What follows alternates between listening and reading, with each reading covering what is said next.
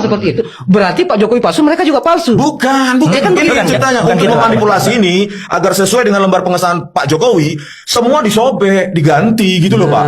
Karena gini Pak, kesesuaian teknologi itu nggak bisa bohongin. Tetapi keterangan orang, kesaksian, foto itu bisa direkayasa. Itu saya nggak berani masuk situ. Saya berpegang pada apa yang saya dapatkan untuk kemudian tadi saya paparkan itu, bahwa itu yang saya kini, itu yang saya sampaikan. Saya nggak berani masuk ke yang lain karena dampaknya ini luas. Sangat luas, 40 orang akan dianggap tidak wisuda karena hal-hal Kan kalau saya menganggap mereka korban. itu kan. Ya, Korban, gitu loh. Lembar pengesahan skripsi mereka ini, hipotesis saya tidak seperti ini.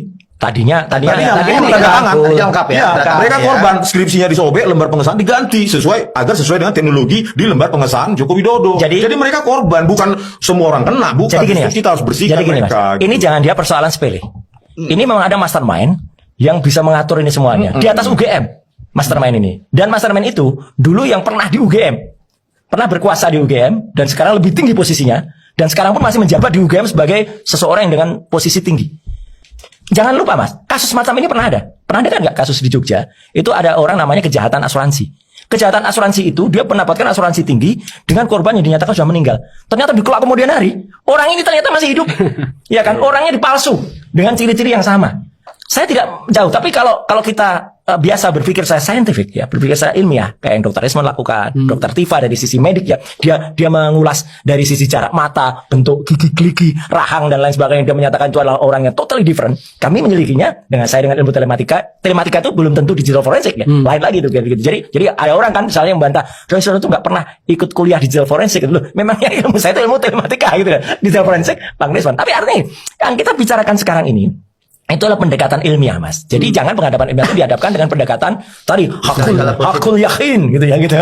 Itu nggak match juga nantinya. Itu intronya karena mempertanyakan keyakinan. Makanya saya jelaskan dasar-dasarnya. Enggak, ini sama kayak Tapi sekarang. ini penting juga, penting juga yang sedikit izin senior. Seperti apa yang disampaikan oleh Bang Lismon tadi itu terkait masalah skripsi.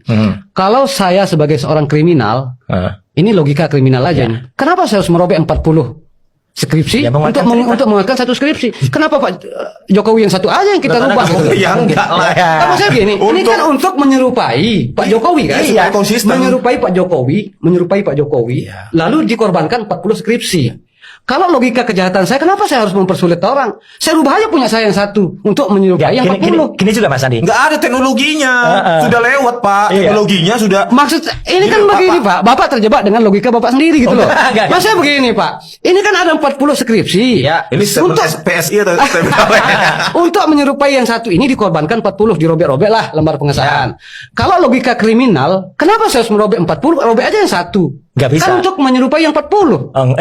Nggak mungkin kita bikin yang satu itu bisa pakai teknologi lama Mas. teknologi 2000-an. Iya, nggak. Dia Lalu dibuat kenapa 2000-an. yang 40 bisa dibikin? Ya bisa lah. Gini. Tapi ada yang menarik ini, senior, ada yang menarik. Apa? Berarti secara tidak langsung Pak Roy Suryo dan Bang Lismon mengakui bahwa skripsi itu memang ada. Loh, skripsi ada atas nama orang lain bisa saja. Oh, atas nama orang lain. Iya, jadi yang ketikan manual itu ada tapi atas nama orang lain. Nah, ini menurut Pak Roy Lah, ya, Suryo. Anda bisa terima nggak itu? Bisa terima logika itu? Saya nggak terima. Gini. Bapak kan Unwas Mataram. Saya dosennya di sini. Kampus ungu kita, Pak. Ya. Di Unwas Mataram sekalipun yang masih junior, itu nggak ada skripsi yang tidak ada tanda tangan kosong seperti itu. Iya. Taruh ke perpustakaan loh Pak. Gitu loh. Dan orang-orang di teknik Unpas Mataram itu latar belakangnya dari UGM, dari ITS, dari ITB, dari Udayana, dari Unhas, dan persepsinya ya pasti sama di seluruh Indonesia. Tidak ada skripsi tanpa ada validasi dosen pembimbing dan penguji. Itu namanya toilet paper. Makanya tadi saya masuk untuk menyelami masa lalu itu kan kita perlu pendekatan-pendekatan. Ya. Salah satu yang paling penting adalah pendekatan antropologis dan sosiologis. Bagaimana kehidupan pada masa itu kan? Ya, setuju. Ya kan? Gini, tapi gini juga Mas. Jangan kan dia terima pendekatan teknologi. Oh, kalau soal keilmuan kita sangat hormati, itu keilmuan beliau-beliau kita sangat Gini, hormati. Mas. Ini ada yang menarik. Juga ada Ada antropologis perbandingan-perbandingan. maksudnya kesaksian. Maksudnya begini Pak,